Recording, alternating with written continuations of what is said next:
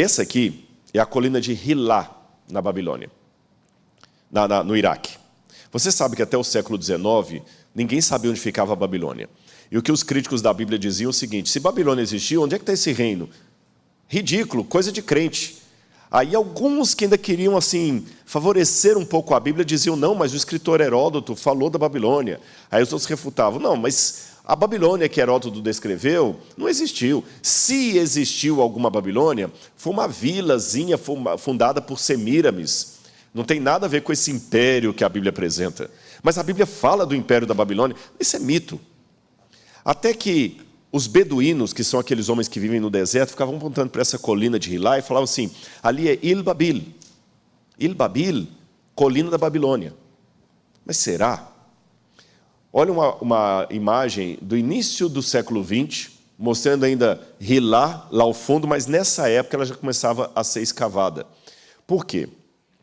Essa foto aí é de 1930, mas ela reporta a história que eu vou contar para vocês.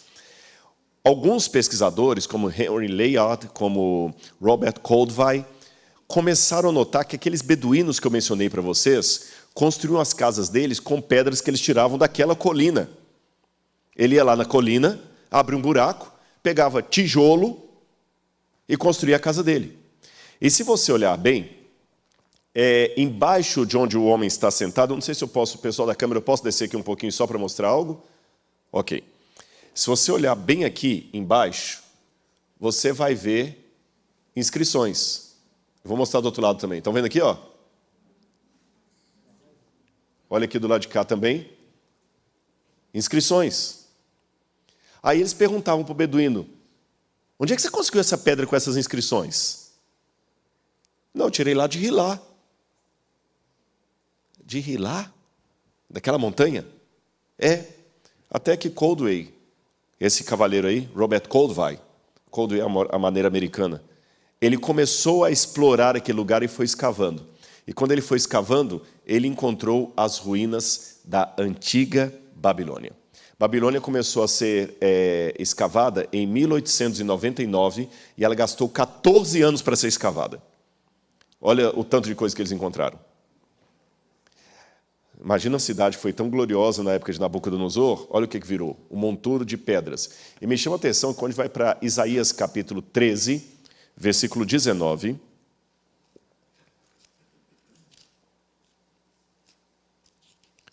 Isaías,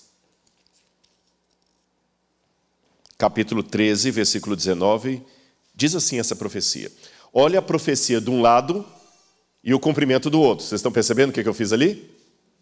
Sim ou não? Vocês estão vendo a foto com o que Babilônia virou e a profecia escrita no 8º século a.C. sobre o que Babilônia haveria de ser. Babilônia, a joia dos reinos, glória e orgulho dos caldeus, será como Sodoma e Gomorra quando Deus a destruiu. Só que hoje é fácil abrir essa Bíblia aqui na igreja, mostrar para vocês a foto arqueológica, o que Babilônia virou, e falar assim: está vendo como é que a palavra de Deus se cumpre? Você, amém, aleluia, vou até fazer uma música sobre isso. Só que é fácil hoje. Na época que o profeta Isaías escreveu isso, era tão estúpida essa profecia, que ela parecia uma coisa tão ridícula quanto falar de terra plana, ou de ETs. Esses dias eu vi uma dessas teoria da conspiração, e há gente que acredita nisso aqui. Talvez alguns que já nasceram aqui na América ou vieram muito pequenos não vão saber, mas os adultos vão saber.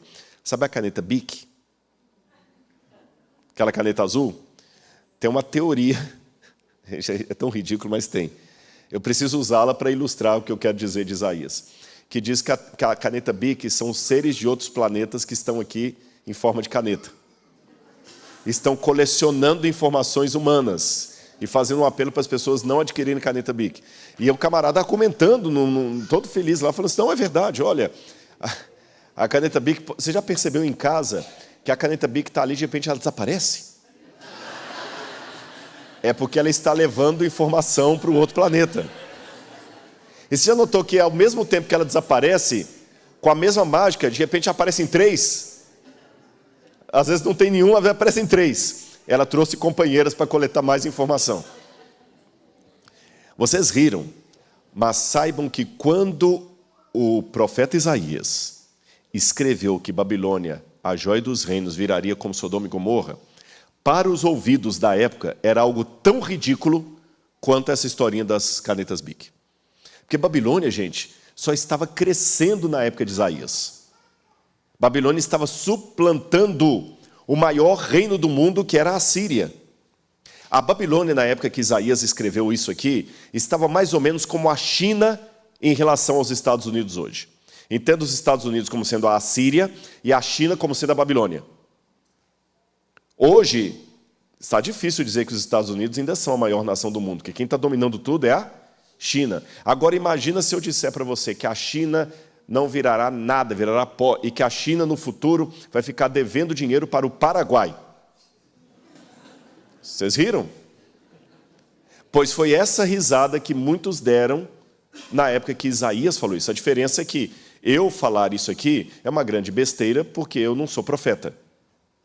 Mas Isaías era profeta. Aí que vem uma coisa que devemos tomar muito cuidado, que às vezes as profecias de Deus parecem ridículas. Não é sempre que a profecia vai fazer sentido. Aí você pode me perguntar, Rodrigo, então como acadêmico, por que você acredita na profecia, mesmo quando ela não faz sentido? Pela autoridade que Deus já colocou ali. Porque quando um especialista é bom naquilo que ele faz, ele geralmente faz coisas que quem não é da área não vai entender. Concordam comigo? Quando um especialista, ele vai fazer uma construção aqui, ele fala assim, olha, faz isso, isso. Não, mas não sou pastor, não, pastor, tem que fazer uma viga aqui. Ele sabe o que ele está pedindo. Se ele é bom, e não vai fazer sentido. Você que está lá na polícia. Às vezes eu que sou leigo, não, tem que chegar, não é assim. A gente tem uma maneira de, calma, que a gente sabe como fazer, você não sabe. Então, Deus já mostrou que a Bíblia é inspirada por Ele. Se ela é inspirada por Ele, Deus é o especialista maior do universo. Ele vai colocar coisas que nós não conseguimos entender. Haverá coisas que Deus fará, assim como os especialistas humanos, que para quem é leigo não faz o menor sentido. As pessoas riram quando Isaías falou aquilo. A Babilônia estava crescendo. Eu vou daqui a pouquinho contar a história para vocês. Tinha Nabopolassar, que foi o grande pioneiro que colocou a Babilônia no auge em 612 a.C., e depois dele veio o filho dele, Nabucodonosor. Aqui é uma das fotografias que temos de Nabucodonosor.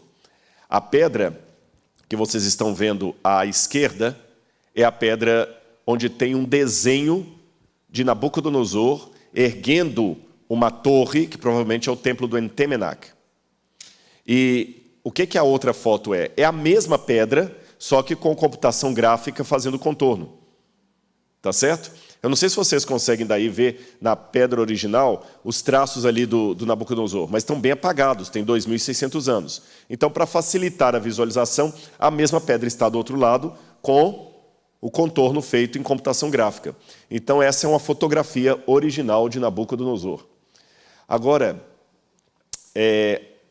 uma coisa importante para nós entendermos, essa construção dessa torre, Heródoto falava disso, muita gente, Flávio Josefo, provavelmente era uma forma que Nabucodonosor tinha de reerguer a Torre de Babel.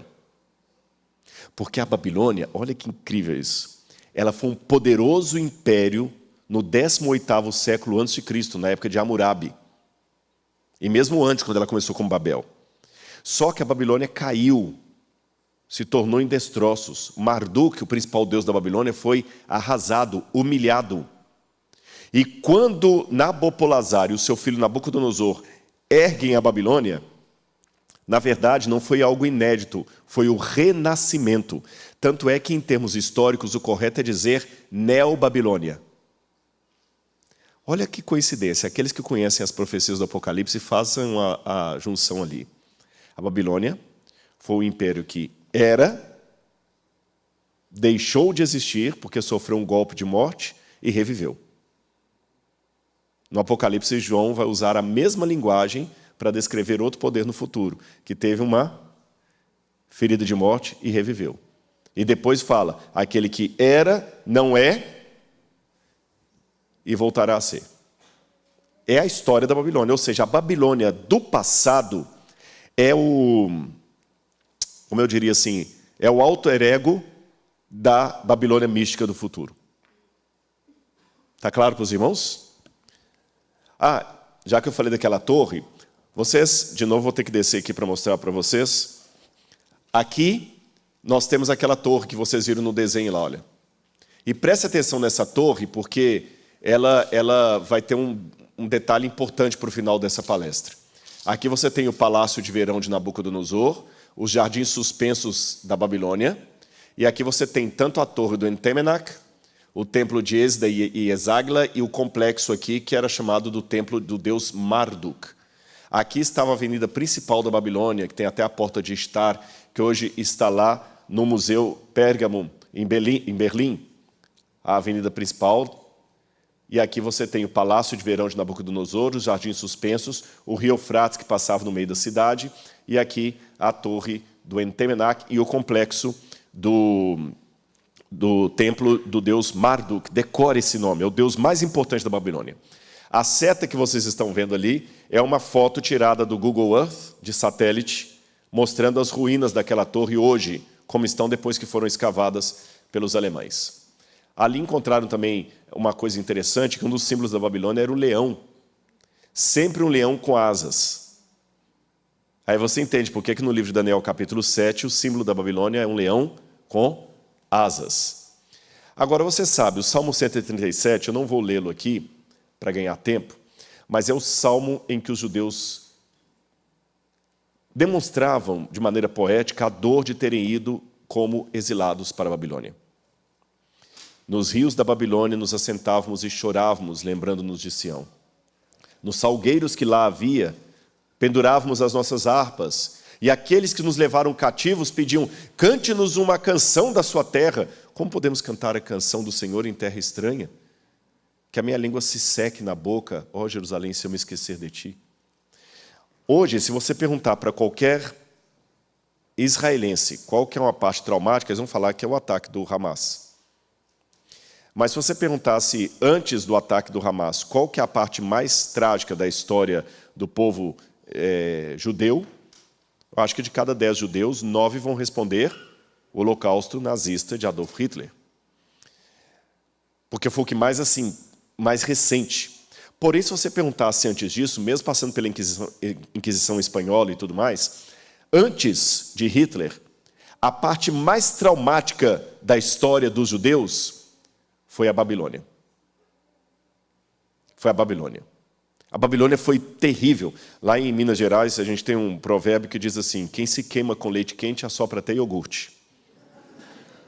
A Babilônia deu um trauma nos judeus. Pior do que o Egito? Pior do que o Egito. No Egito eles ficaram séculos. Na Babilônia foi 70 anos. Mas foi pior. Por quê? Raciocina. Se você é uma criança órfã que cresce num orfanato com as pessoas batendo em você, te humilhando, é uma dor de trauma, mas você nunca experimentou outra realidade. Você cresceu ali. Agora, se você é hoje um homem formado, pai de família, e é humilhado, e é levado para uma prisão, e fica lá sendo torturado, pisado, é muito mais dolorido. Concordam comigo? Emocionalmente, você já foi um empresário, você já teve alguma coisa. Quando os judeus foram para o Egito, eles eram apenas um clã de Jacó. Quando eles foram para a Babilônia, eles eram um país com capital, com rei, com tudo mais. A humilhação foi muito grande. Agora, para você entender todo esse enredo, eu estou colocando várias coisas aqui. A profecia de Isaías, que parecia absurda. Daniel indo para lá, junto com o povo de Deus. Engraçado, né? Se fosse hoje, será que Daniel ficaria no meio do povo de Deus, sofrendo com o povo de Deus, ou ele ia abrir um site na internet para denunciar o povo de Deus? Qualquer semelhança não é mera coincidência. Ele ia ajoelhar no quarto dele e orar pelo povo de Deus, falando: Senhor, nós temos pecado contra ti, Senhor, nós não temos sido a igreja que o Senhor quer. Ou ele ia ficar na internet assim: essa igreja, esse povo, eu não vou lá porque eu sou bom demais para eles. Deixa a Babilônia levá-los, eu vou ficar aqui.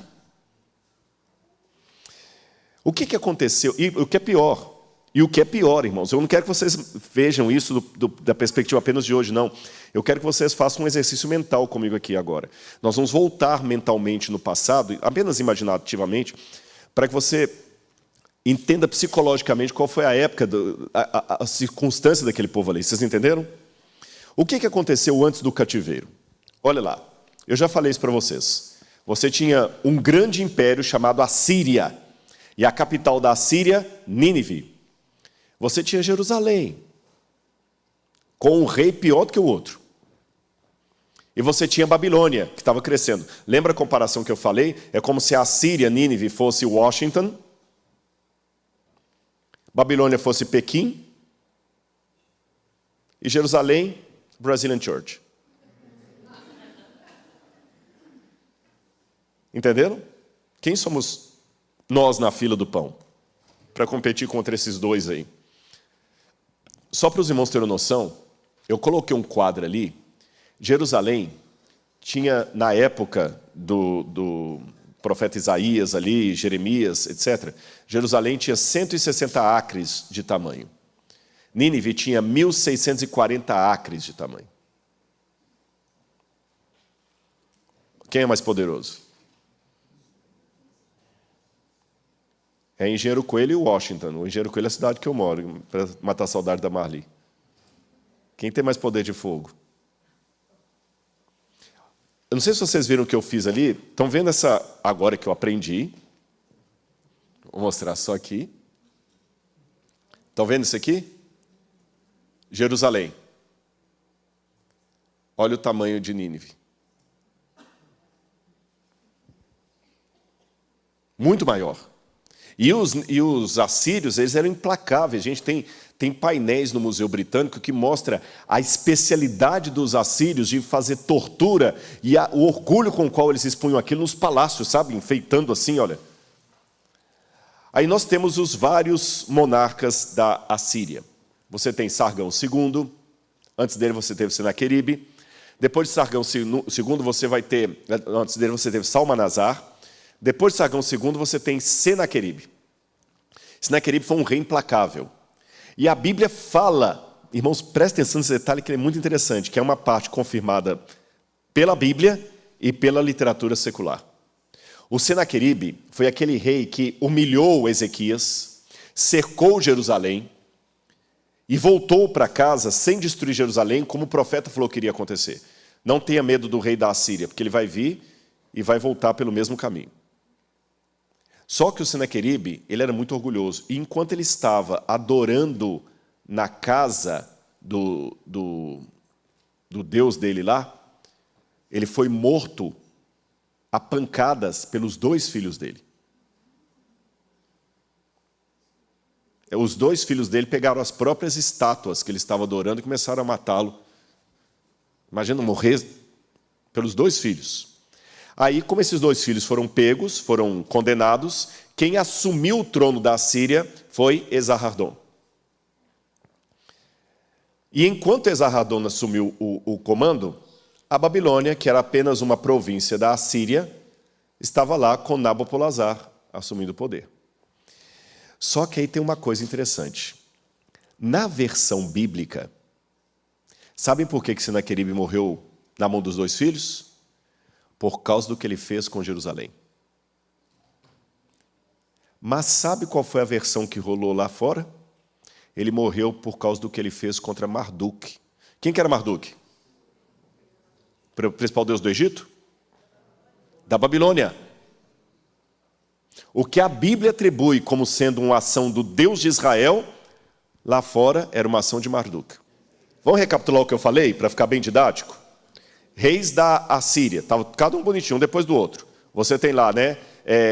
Sargão II, depois de Sargão II vem Senaqueribe. Senaqueribe foi morto a tiros. Não? Os filhos mataram.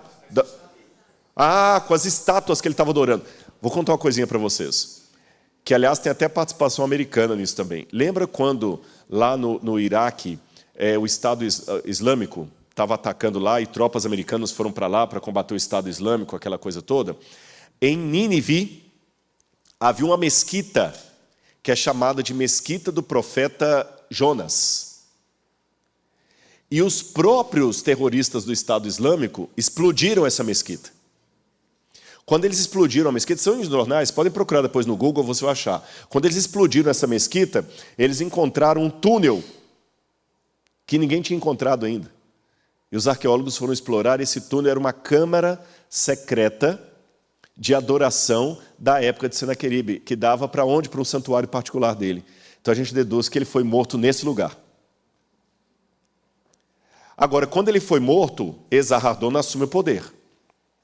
Aí vem a parte que eu não contei para vocês. Sabe por que Marduk ganhou mais pontos ainda nessa época? Esarhaddon, o homem mais poderoso do mundo, porque era o novo rei da Assíria, o presidente dos Estados Unidos na época, para fazer a comparação, ele se converteu ao deus Marduk. E ele falou, Marduk é o meu Deus. E sabe como que o próprio Esarhaddon interpretou a morte do pai dele? Ele falou assim, o meu pai foi morto porque ele arrancou a estátua de Marduk da Babilônia e tirou-a do seu lugar. Então Marduk o puniu. Toda a história agora, Marduk era grande. Por isso que Isaías 37, 38, vai falar que o Senaqueribe foi morto por ação do Deus de Israel, mas lá fora não. Aí olha que interessante, os deuses oportunistas. Essa pedra que vocês estão vendo aí, ela conta da destruição da Assíria, e essa que é uma versão de Nabonido, e nós temos essa outra versão também de Ciro, e ambas atribuem a queda da Assíria à ação poderosa de Nabonido. Não tinha Deus mais popular, mais poderoso, mais very nice do que Marduk. A juventude da época queria seguir Marduk. Marduk era o cara. Olha que coisa. Alguém sabe dizer o nome do conquistador da Pérsia que libertou Jerusalém e foi chamado de meu ungido por Isaías? Cyrus. Você sabia que Ciro, nessa pedra que vocês estão vendo aí, nesse cilindro, ele também atribui a glória que ele conquistou ao deus Marduk? Na época, todo mundo pensava que a ascensão da Babilônia foi Marduk. A queda da Assíria foi Marduk. E o retorno dos Medo-Persas para conquistar o mundo e libertar todo mundo? Marduk. Não tinha espaço muito para o Senhor. E o Marduk, ele era realmente, do ponto de vista humano, do ponto de vista assim, bem carnal, o Marduk ele era muito mais interessante que Javé. Sabe por quê? Eu vou falar principalmente para os homens que estão aqui, mas vale para as mulheres também. Com a era do empoderamento, isso vale para os homens e para as mulheres. O que as pessoas mais querem hoje? Ser forte. Quais são os filmes que mais chamam atenção agora? Se é filme de... Esqueci esses desenhos da Disney de fada, eu esqueci como é que chama. De conto de fadas. Agora a princesa não é mais o príncipe que salva a princesa. Agora é a menina que é forte e mata o dragão. É a mulher poderosa. O homem também, quem que ele quer ser? Ele quer ser aquele cara fortão, é o falda. Hoje o judeu quer ser representado pelo falda. Depois vocês veem na internet qual é. Não pelo judeu esquelético lá do Hitler, humilhado, cadavérico, feio, não. Hoje, ninguém mais mexe com Israel. Qual que é a frase de efeito dos americanos? Yes, we can do. We can. Yes, we can. Nós somos a América. Nós somos o Brasil. Todo mundo quer ser forte. E Marduk era o Deus forte. Marduk, ele era demonstrado como aquele que destruiu o dragão Tiamat. Preste atenção nesse desenho. Vocês conseguem ver, isso aqui é um selo que as pessoas ricas tinham na época. E se você rolar o selo, você deixa um desenho impresso aqui. Ó. Então aqui é o selo, isso aqui é um selo. As pessoas hoje não têm um amuleto, às vezes, com um santo ou uma religião, alguma coisa que ele tem, não é isso? Um judeu pode ter uma kippá, um muçulmano às vezes tem aquele rosário muçulmano, alguns cristãos usam crucifixo, os budistas têm também um tipo de... Ou seja, muitas religiões têm o seu elemento de demonstração, não temos? Tanto cristãs como não cristãs. Naquela época também. Era o selo. Mas presta atenção no selo. Ele desenha o Marduk, estão vendo aqui? o Marduk, ele está segurando na mão um anzol. E eu não sei se o desenho está claro para vocês verem, mas embaixo do pé dele aqui, sendo pescado com o anzol, está a cabeça do dragão Tiamat.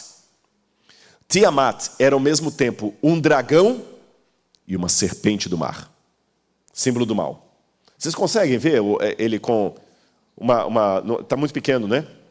Eu vou deixar o PowerPoint depois aí, se a igreja tiver um jeito de colocar isso para vocês. Olha, eu vou mostrar aqui no desenho. Aqui, ó. Ele está com a mão aqui erguida e tem duas cordas aqui. Ó. E aqui é um anzol.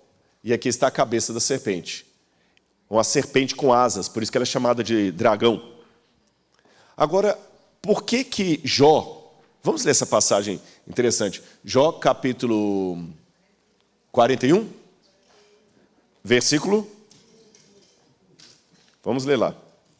Jó, capítulo 41. Olha o que Deus perguntou para Jó. Você é capaz de pescar o monstro Leviatã com um anzol? A resposta óbvia, não, Jó, você não é capaz.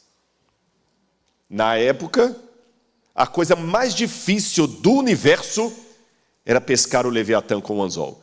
E o Marduk era o cara que fazia isso. Olha a propaganda dele. Aí, como eu falei, o rei da Assíria se converte a esse Marduk.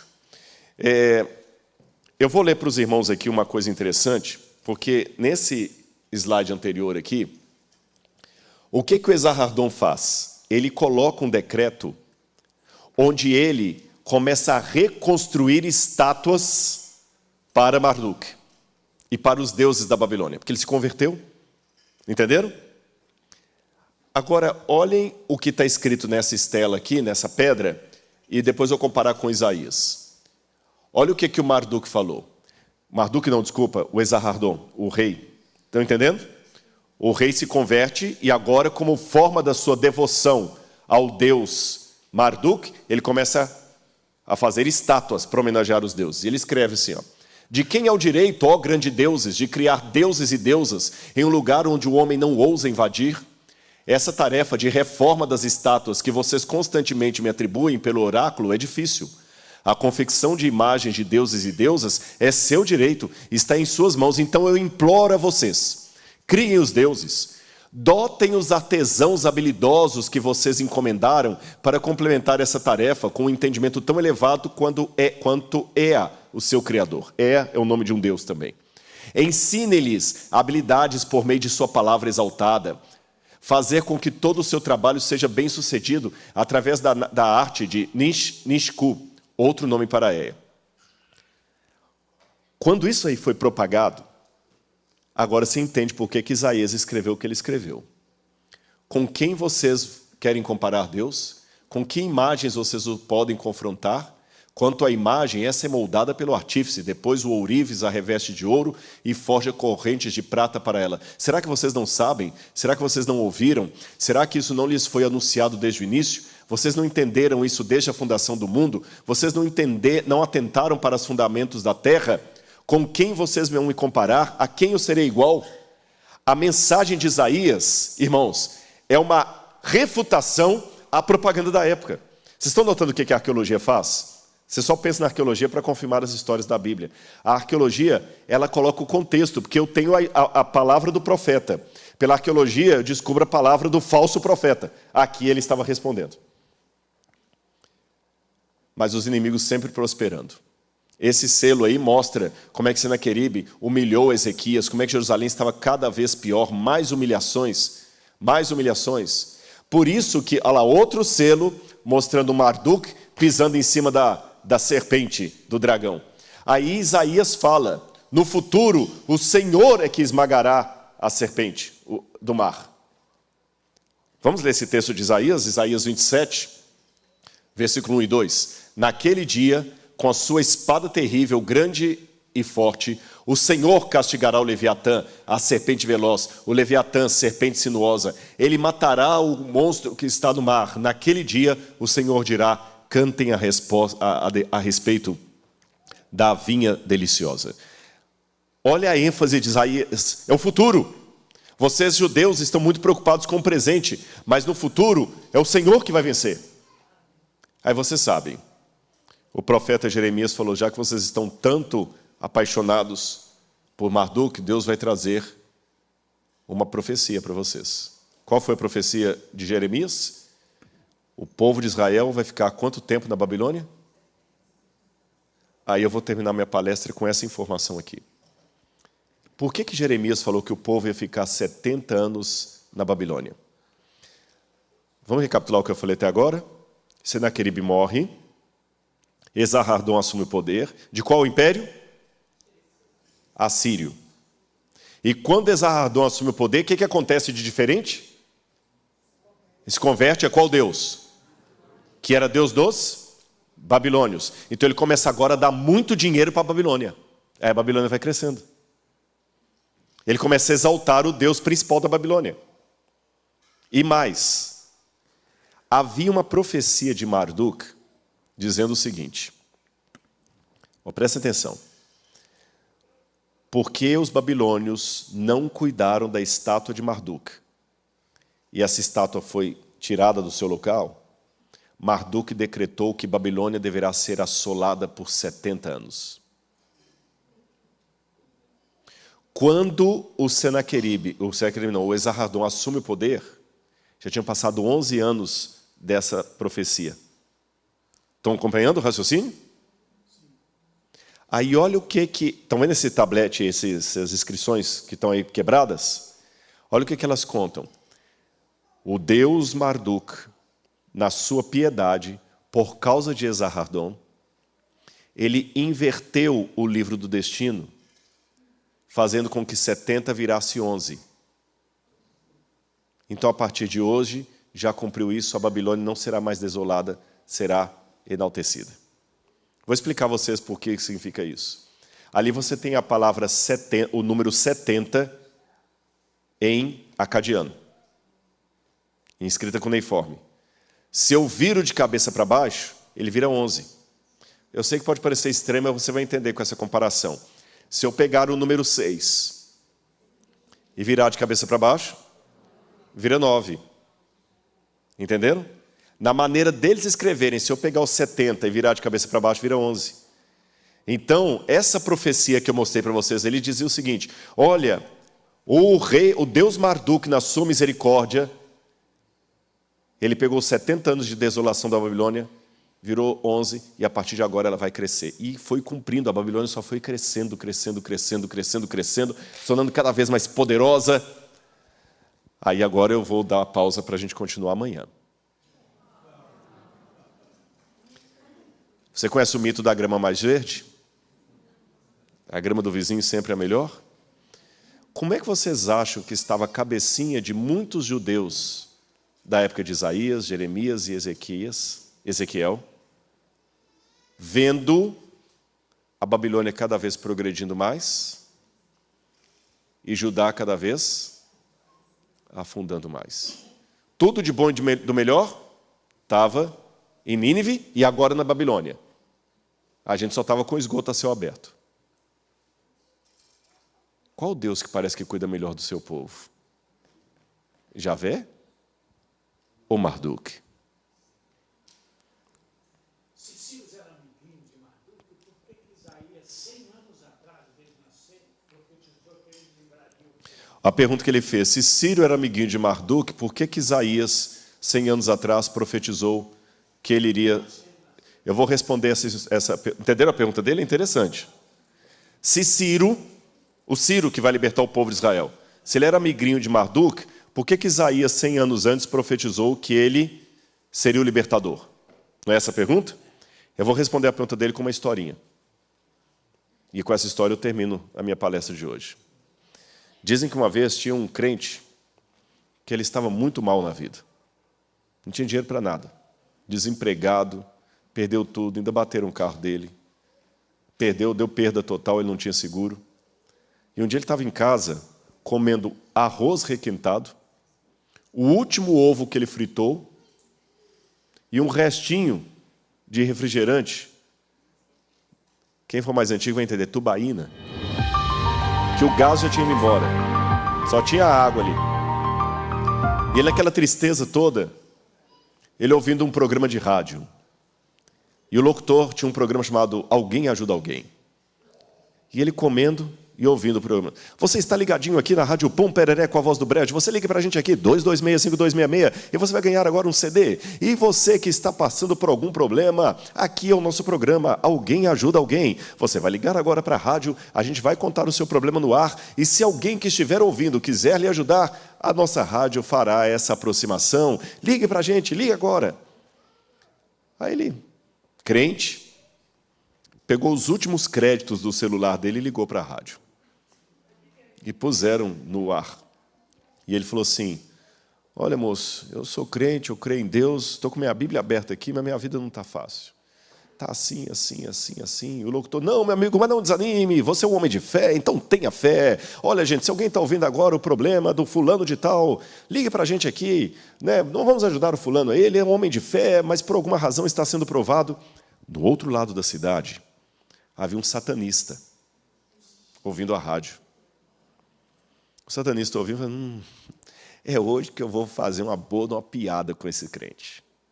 Eu gosto de pegar esses cristãos assim, eu vou levar uma bela de uma cesta básica para ele, ainda vou dar um cheque para ele de dinheiro e vou falar que foi Satanás que mandou. Eu quero ver se ele vai receber. Ligou para a rádio. Qual que é o endereço do rapaz que está precisando de problema? Está passando por problema? Ah, esse? Pode deixar que eu vou lá. Obrigado. O satanista foi num supermercado, comprou um...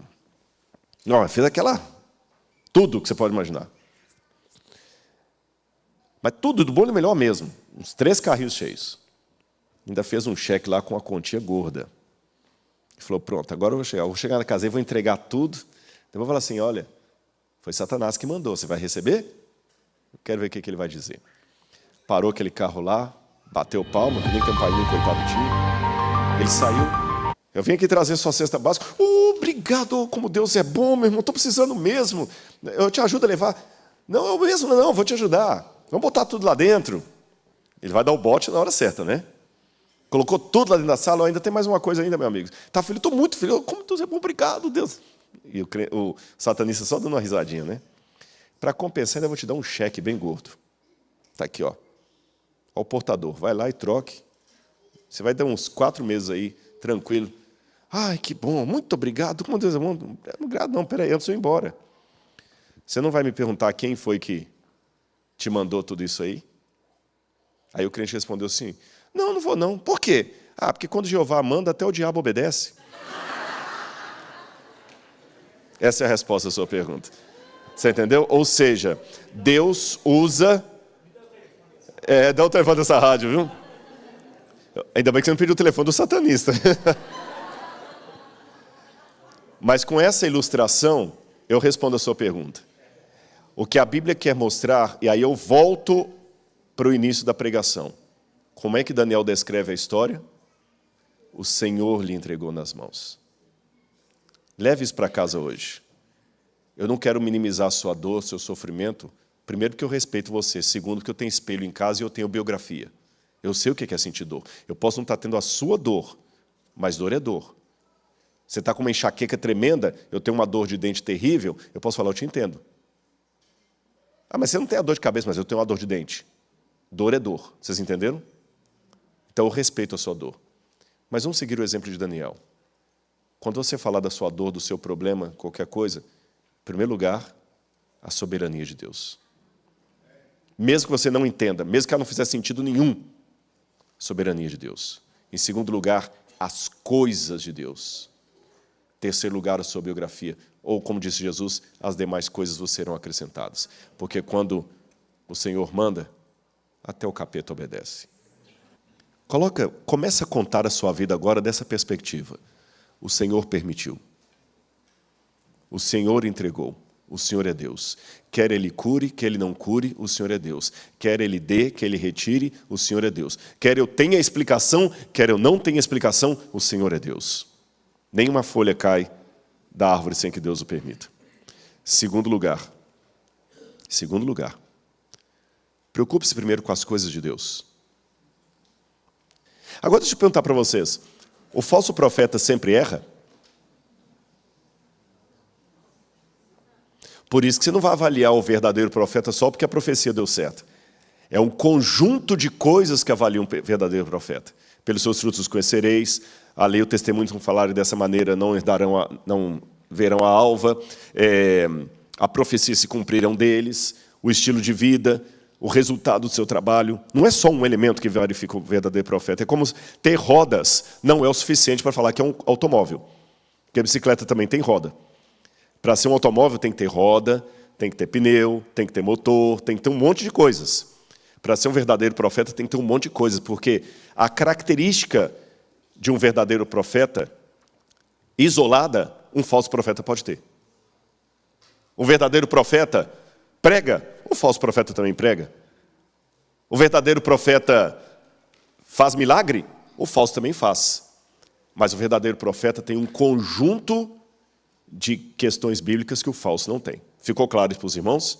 Então vocês não se surpreendem de encontrar profecias fora da Bíblia. E o que a arqueologia ajuda nesse sentido é descobrir o mundo no qual a Bíblia foi escrita e a quem o profeta bíblico estava respondendo.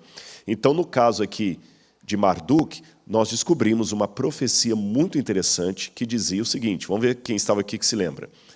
Porque a Babilônia não foi competente em segurar Marduk, a estátua dele foi tirada, Marduk amaldiçoou a Babilônia. Alguém se lembra qual seria a maldição que cairia sobre a Babilônia?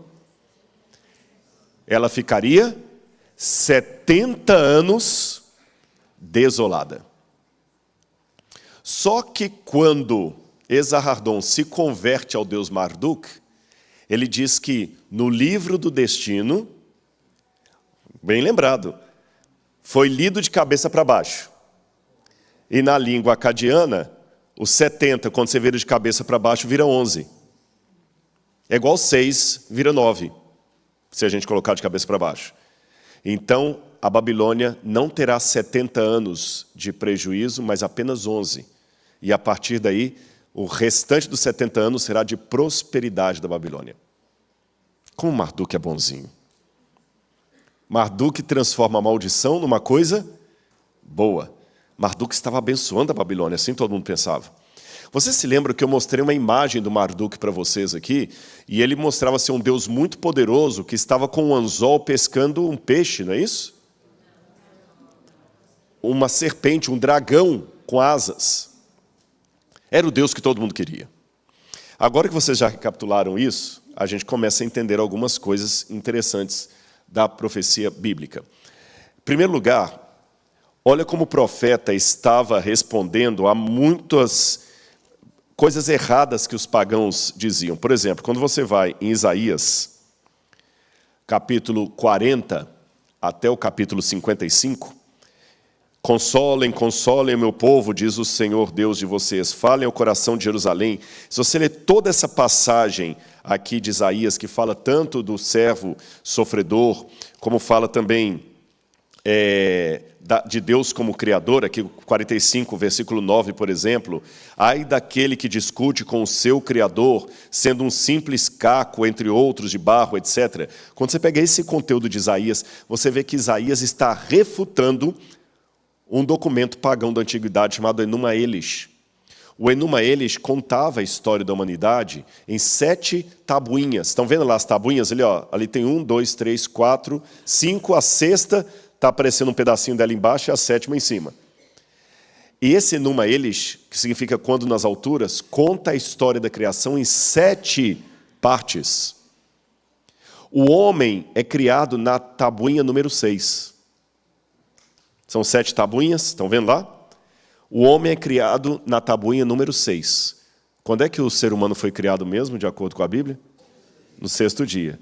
E a 7ª tabuinha fala do descanso dos deuses para celebrar a criação da humanidade. Parece ou não parece com a Bíblia? Só que aqui está contando de uma maneira pagã. Então, quando você pega a tradução dessas tabuinhas e vai ler nesses textos de Isaías, você vê que ele está refutando aquilo ali. Ele está refutando. É igual quando Isaías fala, é o Senhor que destrói o Leviatã, a antiga serpente. É como se Isaías estivesse falando assim, não é Marduk, é Deus. É porque na Bíblia a gente tem a resposta do profeta. Na arqueologia eu tenho o relato ao qual ele estava respondendo. Os irmãos entenderam? Agora você pode perguntar, Rodrigo, mas é tão semelhante, né? Por quê? Ora, ninguém falsifica uma nota de $8. Alguém pode falsificar uma nota de $8? Não existe. Você vai ver falsificado uma nota de $100. Porque só falsifica o que é verdadeiro. E qual a característica do falso? Ele é parecido. Então, no mundo pagão, tem muitas coisas parecidas com a Bíblia por 2 ou 3 razões. Primeira delas, tudo vem de Adão. A fonte é a mesma. É a tradição adâmica, que num lado foi preservado pelo Espírito Santo, no outro foi deturpado pelo inimigo. Segundo, o diabo, ele quer imitar a Deus, mas não no seu caráter. Ele quer imitar Deus para enganar. É como uma bolsa falsa da Louis Vuitton. Você vai em Chinatown, você vai lá... Um dia eu estava com a Laura em Nova York, andando ali na 5ª Avenida. Tinha camelô vendendo um monte de bolsa. Louis Vuitton, essas assim. Lógico, Chanel. Lógico que era falsa. Agora, o falsificador de uma bolsa de luxo, ele faz aquilo porque ele quer dar o prazer de você ter uma bolsa de luxo? Ele faz para te enganar. E ela parece muito com a verdadeira. Mas não na qualidade, só na aparência. O diabo imita a Deus, mas não na qualidade, apenas na aparência. Porque o diabo ele quer ser igual a Deus para enganar, mas ele não quer ter o caráter de Deus. Pode olhar que no Apocalipse, tudo que o diabo vai fazendo é muito parecido com Deus. Jesus é o cordeiro que foi morto, degolado, mas estava vivo, sentado no trono de Deus Pai. O diabo é uma besta que tem uma cabeça degolada, mas está vivo sentado no trono do dragão. O cordeiro coloca o selo dele na testa dos 144 mil. O diabo coloca a marca dele na testa do restante da humanidade. O cordeiro de Deus faz voar 3 anjos com 3 mensagens para dar para o mundo. O diabo faz surgir 3 espíritos imundos, semelhantes a rãs. Vocês estão notando como é que é muito semelhante?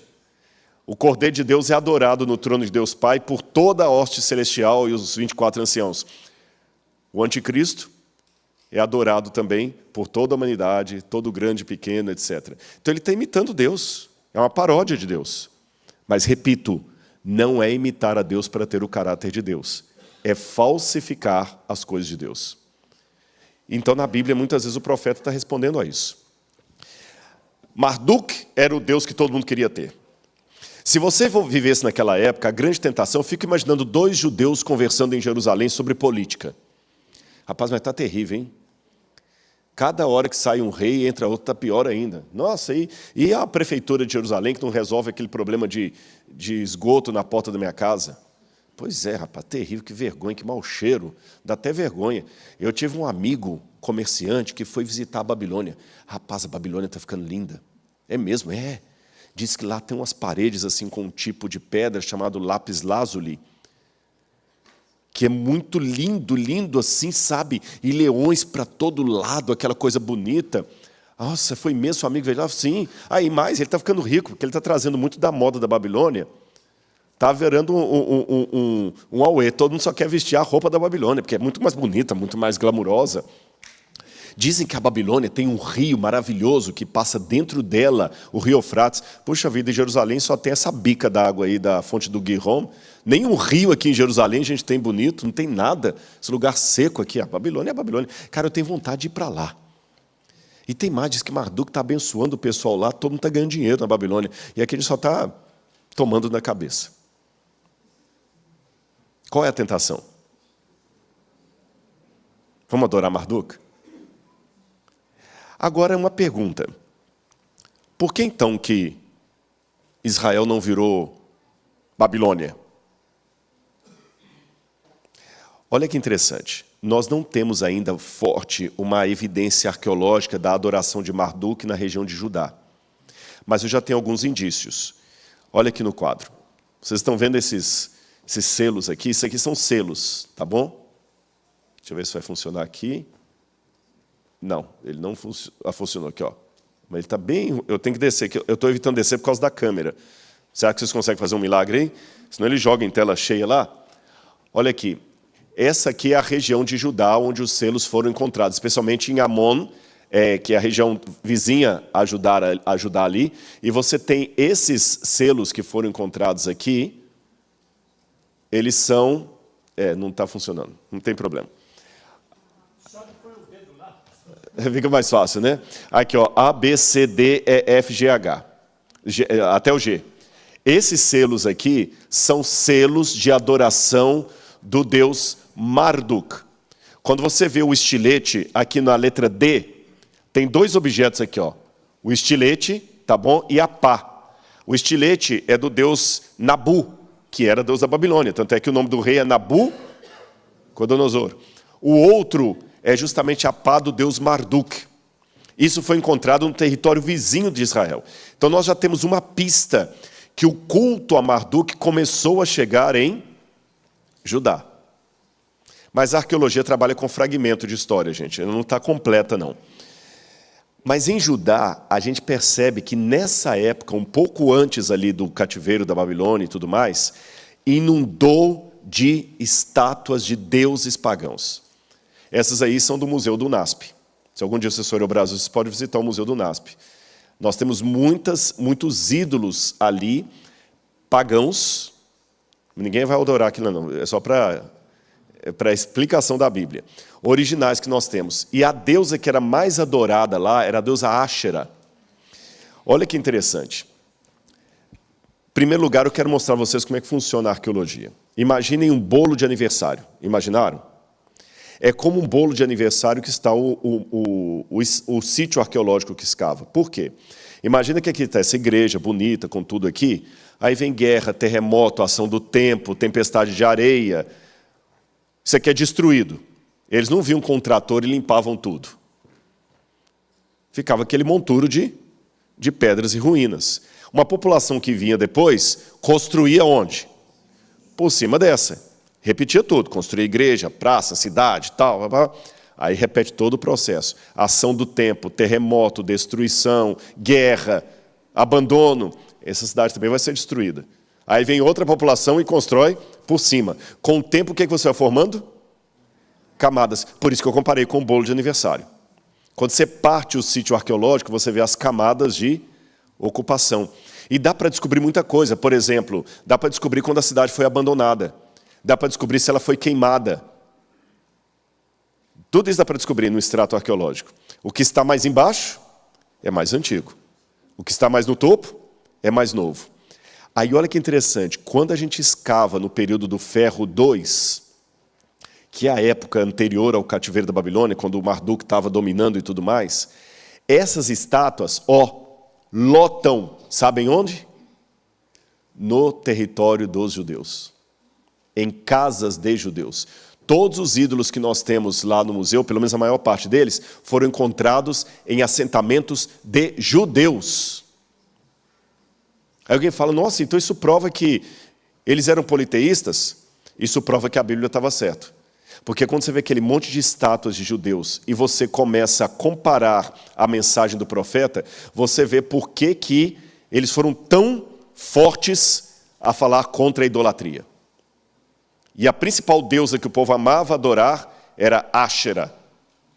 Guarda esse nome, Áshera. Em algumas Bíblias em português traz como Azera. Azera. Guarda esse nome. Eu vou precisar dele daqui a pouquinho, tá bom? Qual a principal deusa? Áshera. Ela é da família do Baal. Ela é a família do Baal. Agora, olha que interessante. Lembra que eu falei dos estratos arqueológicos? Onde é que eu encontro as estátuas de Áshera antes do cativeiro da Babilônia?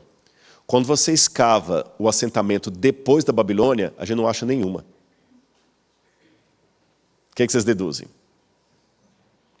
Antes da Babilônia, um monte de imagens. Depois que eles são levados em cativo e destruídos, nenhuma imagem mais. Na época de Jesus, você não encontrava nenhuma estátua mais de Deus no lar de judeu nenhum. Pelo contrário, eles corriam da idolatria. Eu acho que o castigo ensinou uma lição, né?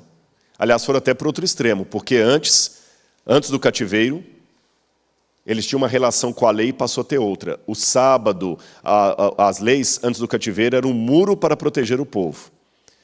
Depois do cativeiro, a lei virou algo a ser protegido. É por isso que na época de Jesus o sábado era tão chato de ser guardado. Você não podia tirar um fio de cabelo, você não podia cuspir no chão, não podia fazer nada. O sábado agora tem que ser protegido, para que a Babilônia não volte. Porque o grande trauma do judeu era o quê? A Babilônia. Por isso que no Apocalipse fala tanto da volta da Babilônia. Mas tem mais um segredo para vocês. Prestem atenção nisso aqui, porque é uma advertência para o povo de Deus hoje. O povo judeu não quebrou a aliança porque abandonou o culto ao Senhor. Vou repetir. A apostasia não consistiu em deixar de adorar ao Senhor, Yahweh, ou Hashem. Sabe em que consistiu a apostasia?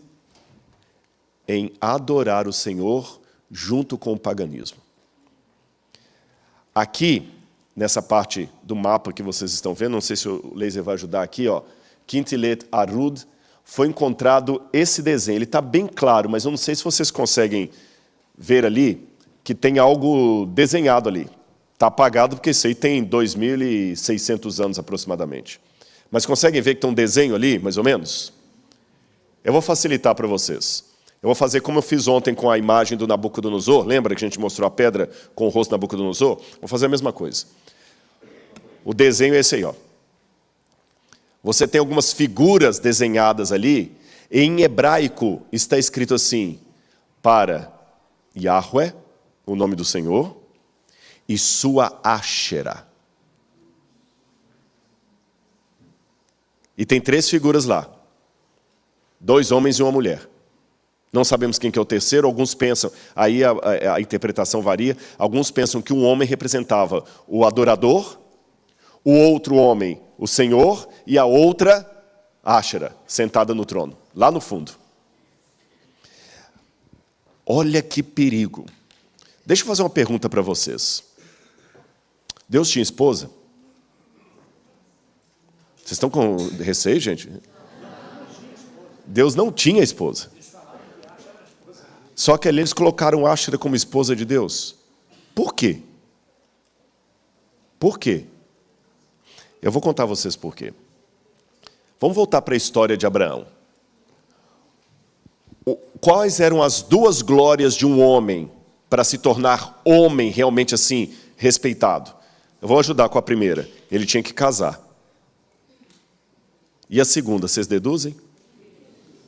Filhos.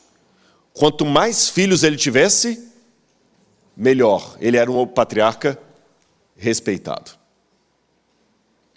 E os deuses reproduziam isso.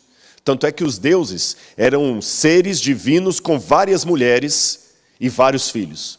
Tanto é que a criação do mundo, relatada nos contos pagãos, geralmente são de seres divinos tendo relação sexual e gerando o planeta, gerando isso, gerando aquilo. As estrelas são filhos dos deuses. O mar, filho dos deuses. Às vezes o mar é um deus que tem relação com a terra, o céu é uma divindade que tem relação com a terra e surge a humanidade. Como é que os reis mostravam o grande poder deles, além de ter um exército, ter riqueza? Tendo muitas mulheres e muitos filhos. Porque aí você vê por que a poligamia era até enaltecida. Porque quanto mais mulheres eu tiver, consequentemente, mais filhos, maior é o meu clã. Essa era a moda da época. Hoje eu sei que a tendência é o contrário, é casais ter cada vez menos filhos. Na época não, quanto mais filhos você tivesse... Eu lembro uma vez na África, eu vi uma situação lá no Sudão, que eu nunca mais esqueci disso. Estava um camarada sentado lá, se fosse eu estava perdido, porque eu não tenho filho ainda. Era coisa da igreja, ainda uma tarde lá assim, lá em Khartoum. Aí o pessoal estava comentando assim, aí um camarada foi falar lá, o outro falou assim, cala a boca, que só tem 4 filhos. Cala a boca, que só tem 4 filhos. A quantidade de filhos dá moral para você falar mais, para você ter mais poder de fogo numa aldeia, numa... Aliás, mito, isso não foi em Khartoum, foi no deserto de Baiuda. Mais poder de fogo para você poder decidir. Agora volta para os tempos da Bíblia.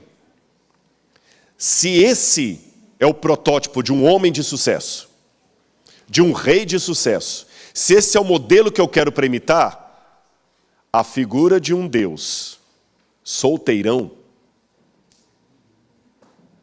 não pegava bem. Eu sei que Jesus foi revelado depois como filho de Deus, mas eles não tinham isso tão claro naquela época. Então não pegava bem. O Deus de Israel era o oposto do que a tendência, do que a moda pedia. Vamos piorar a coisa?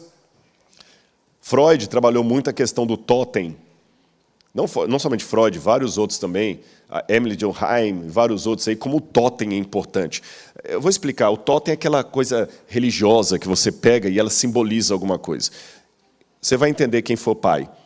Você já teve a situação de ter que voltar não sei quantas milhas para trás porque esqueceu a tal da naninha do menino lá na casa da tia e tem que voltar para buscar a naninha, que às vezes é uma coisa fedido, porque se não voltar, ninguém dorme em paz naquela família. Não é isso? Já viu uma situação dessa? Do pai voltar não sei quantas milhas para trás, porque esqueceu a tal da naninha lá na casa da tia. E se não buscar a naninha, e a psicologia fala que é importante. A naninha é uma coisa que dá segurança. Tem pessoas que agarram alguma coisa, é uma foto. Segundo a psicologia, é importante você ter algo para agarrar. Do ponto de vista psicológico, era interessante a imagem do Deus. Era muito interessante. Aí vem o Deus de Israel, vocês não vão fazer imagem minha.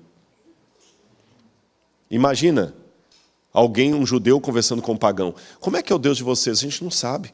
Não sabe? Ele não tem a barba assim igual o meu? Não sei. Ninguém o viu. Mas como é que você adora um Deus sem olhar para o rosto dele? Porque o meu eu estou vendo aqui, olha. O meu não pode. Vocês estão vendo a pressão da sociedade sobre o povo? Quer mais um exemplo? Para vocês entenderem? Eu estou contando essas coisas, irmãos, porque a gente lê a passagem da Bíblia assim, solta. Eu acho que ela fica enriquecida quando você vê o ambiente em meio ao qual ela foi escrita. Vamos a mais um aqui. Adoração. Vocês acham que os pagãos também louvavam seus deuses com música? Sim ou não? Eu estou fazendo um estudo muito interessante sobre isso e estou descobrindo uma coisa interessante. Música. Israel tinha 2 tipos de motivos para louvar ao Senhor com música. Você tem os salmos de Todá, que são salmos de agradecimento. Você agradece a Deus pelo que Ele fez. E o segundo, aqueles salmos como Aleluia, que você reconhece a Deus quem Ele é. Há 2 motivos para adorar a Deus. Por quem Ele é e pelo que Ele fez.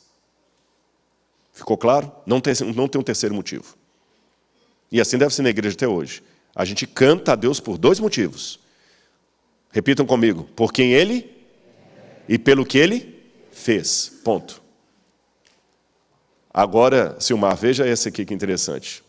Sabe por que os pagãos cantavam para os deuses? Isso está documentado, tem comprovação do que eu estou falando. Estou resumindo aqui, mas tem comprovação, não é coisa da minha cabeça, não. O objetivo da liturgia pagã era diferente. Eles teatralizavam para os deuses. Tanto é que lá no Museu do NASP eu tenho 2 máscaras de barro originais, junto com as estátuas. Isso é chamado em hebraico de masebá. Eles pegavam e faziam um teatro para os deuses e cantavam. E no teatro eles colocavam tudo o que mais mexe com as emoções. Sexo, violência, derramamento de sangue. Porque na mentalidade pagã, os deuses eram como um auditório assistindo a um teatro da terra. Se a peça é boa, no final você vende tudo. É assim ou não é? Já viram esses filmes que às vezes o trailer é mais legal do que o filme? Assista agora. Vai explodindo. Não prende? O espetáculo não somente causa entretenimento, mas ele quase hipnotiza a pessoa a fazer qualquer coisa pelo espetáculo. O Sócrates já falava isso. Você sai do espetáculo cheio de motivações porque ele mexeu com você ali. O espetáculo produz isso. Lembra do Herodes? A menina dançou tão bem lá que falou assim, filha, depois dessa dança, pede a metade do meu reino que eu vou te dar. Esse efeito que o espetáculo de massa produz nas pessoas, de arrancar risos, choro, emoções, decisões, para comprar, para tudo, os pagãos já acreditavam nisso e achavam que podiam jogar isso para os deuses. Por isso que os cultos da fertilidade tinham tanta encenação sexual e derramamento de sangue. O sacrifício de homens e animais que havia no paganismo não era como o sacrifício de cordeiro. Estou matando esse aqui como uma vítima expiatória, não. Era o mesmo tipo de coisa que você vê num filme que sai tanto sangue que você sai com um copo de sangue na mão, assim. Porque aquilo mexe com o lado mais assim sombrio que nós temos. Então os deuses ficariam tão... Uau! Humanos, vocês são demais. Faz mais. Olha, pede o que vocês quiserem que a gente vai dar para vocês. Você manipula a divindade. Agora vamos esquecer um pouquinho o lado ético. Vamos esquecer o lado ético.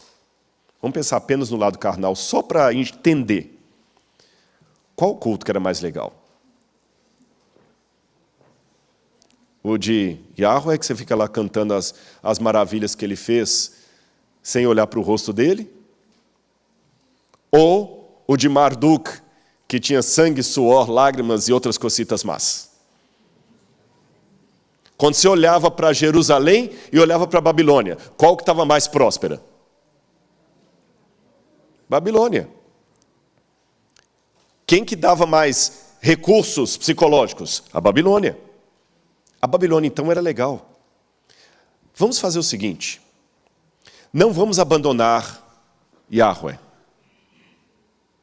Mas vamos trazer a Babilônia para cá, para que o culto de Yahweh fique mais interessante para a gente.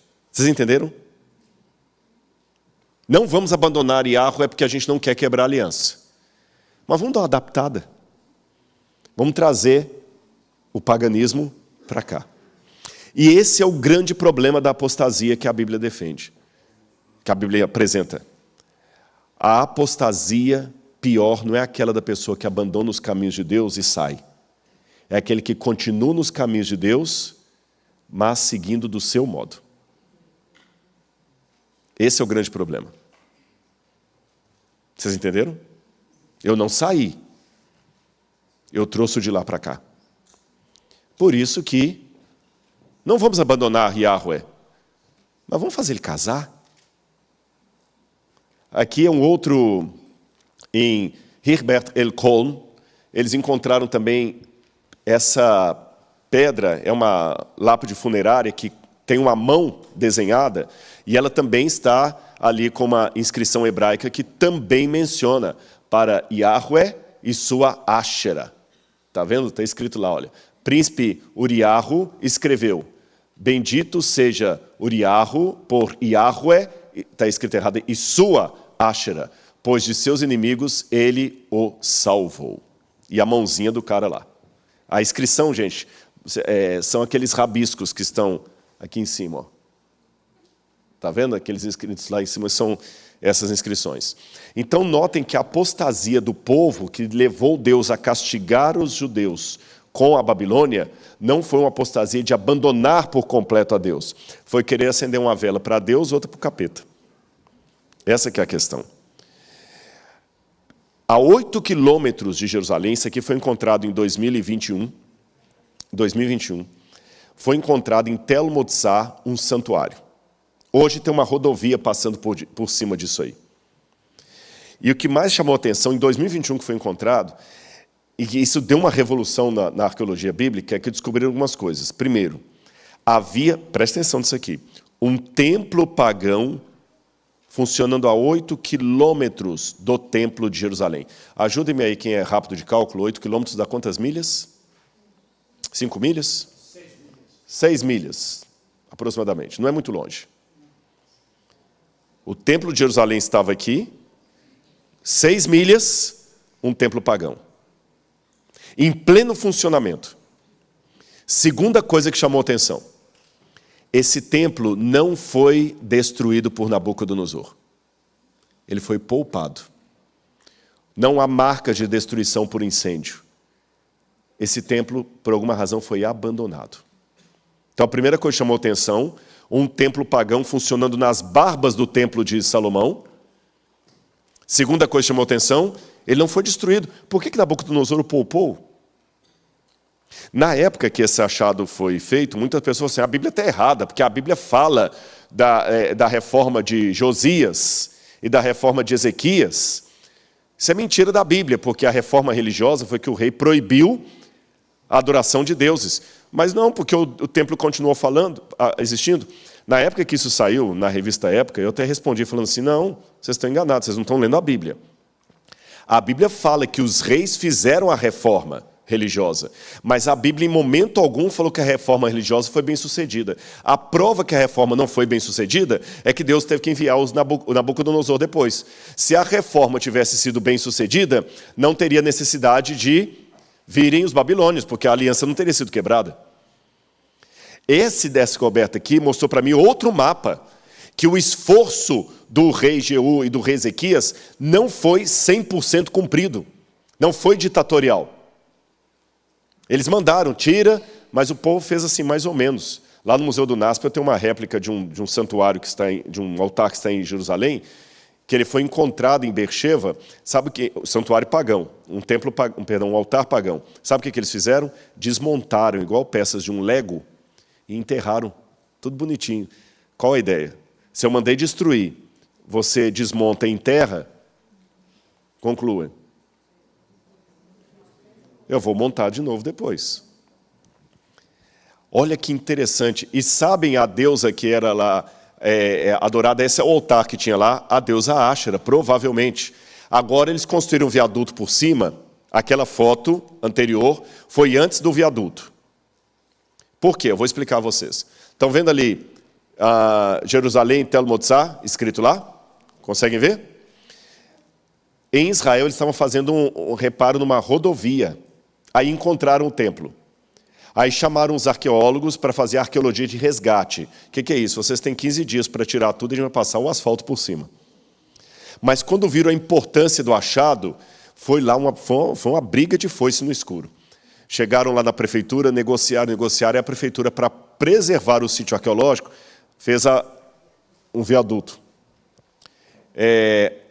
Aqui eu acho que era um vídeo, era para ser um vídeo, isso aí, mas não tem problema. Ali você tem hoje o templo e muitos incensos eram queimados ali. Isso aqui, por exemplo, é um incenso. Onde está essa seta branca, essa parte é um incenso que foi encontrado, um incensário, melhor dizendo. Olha ele remontado. E estão vendo esse cavalinho? Quase sempre esse cavalinho, às vezes era um boi, um animal de carga, ele era da deusa Áshera. E eles encontraram também essas cabecinhas lá que tem uma divergência na arqueologia. Alguns pensam que eram ou algum deus desconhecido, ou imagens do próprio adorador que colocava a sua imagem no santuário, ou letra C, alguns agora, como o meu ex-professor, que a gente está escavando junto em Israel, o professor Joseph Garfinkel, que a gente está escavando lá em Laquis com ele acha que poderia ser uma estátua do próprio Yahweh. O Deus de Israel estava sendo agora representado em forma de estátua. E antes não podia.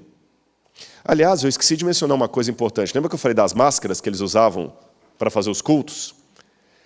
A gente tem lá no museu máscara e as estatuetas. Se você olhar nos mandamentos, diz assim, não farás para ti imagem de escultura, nem semelhança. Essa palavra semelhança em hebraico é maseba. Não farás imagem de escultura, nem as máscaras do que é em cima do céu, nem embaixo na terra. Deus deu um mandamento assim, olha, eu sei o que vocês estão enfrentando aí, a tentação, não caiam nela. Aí, resultado, o povo começou a cair. Eles foram buscar a Áshera e foram se entusiasmar cada vez mais pela Babilônia. Qual era a profecia de Marduk mesmo, que virou de ponta cabeça?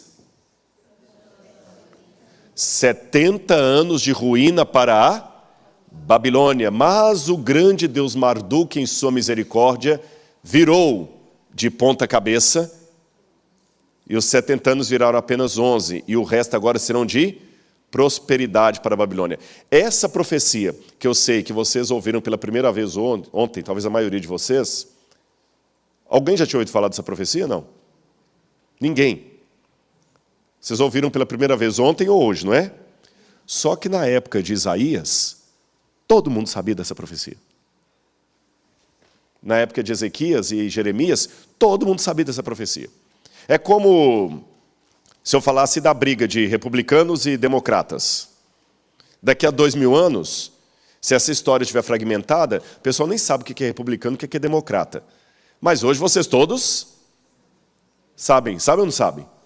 Porque está no jornal. Naquela época, essa profecia estava no jornal. As pessoas comentavam nas ruas: rapaz, você ficou sabendo o quê? Aquela profecia de 70 anos de ruína da Babilônia foi invertida pelo Marduk, agora virou 11 anos. Cara, a Babilônia é demais. Marduk é demais. Aí, Jeremias, capítulo 29, verso 10, eu quero que vocês leiam comigo. Jeremias 29. A folha grudou aqui, minha Bíblia nova. 29, verso 10. Assim diz o Senhor: logo que se cumprirem para a Babilônia 70 anos, eu atentarei para vocês e cumprirei a promessa que fiz a vocês. Há várias outras passagens onde Jeremias fala dos 70 anos de cativeiro. Temos uma outra passagem também de Jeremias capítulo 25, versículo 1 a 14. Vou ler apenas uns trechos. A palavra que veio a Jeremias acerca de todo Israel: o Senhor vos tem enviado com insistência todos os seus servos, os profetas, mas vós não escutastes nem inclinastes os vossos ouvidos para ouvir, quando vos diziam: convertei-vos agora cada um do seu mau caminho. Portanto, assim diz o Senhor: como também Nabucodonosor, rei de Babilônia, meu servo, eu os trarei sobre essa terra. E toda essa terra virá a ser uma desolação e espanto, e essas nações servirão ao rei da Babilônia 70 anos. Vamos agora traduzir isso dentro do contexto? Vocês estão tão apaixonados pela Babilônia assim? Vocês estão tão felizes que os 70 anos dela serão anos de prosperidade? Então tá bom, eu vou ajudar o pensamento de vocês, eu vou ajudar o que corre na feira, na rua. Realmente, 70 anos serão de prosperidade para a Babilônia. Todo mundo vai servir a Babilônia, inclusive vocês. Inclusive vocês. Vocês vão para lá. Lá é tão bom? Vão servir Marduk. Vocês trouxeram o paganismo para a minha terra? Eu vou levar vocês para lá. 70 anos vocês vão ficar. Então, na minha compreensão, os 70 anos de profecia que Deus deu para Jeremias foi uma maneira didática de mostrar ao povo o que aconteceria por eles se apaixonarem tanto pela Babilônia. Deus pegou uma profecia pagã e reverteu numa profecia real para dar uma lição para o povo. Vocês querem os 70 anos da Babilônia? Fiquem para vocês. Sabe aquele conselho que às vezes... Vou falar uma coisa aqui, mas com muito carinho para não ser mal interpretado. Eu acho que nascer na igreja é um privilégio que eu não tive. Ter orientação desde cedo é muito importante. Eu não tive esse privilégio de ser aprendido, sabe, desde criança ali. Muitas pessoas que vêm para a igreja depois de adulto falam assim: o que eu queria é ter conhecido essa mensagem quando eu tinha 10 anos de idade, que eu não faria as besteiras que eu fiz.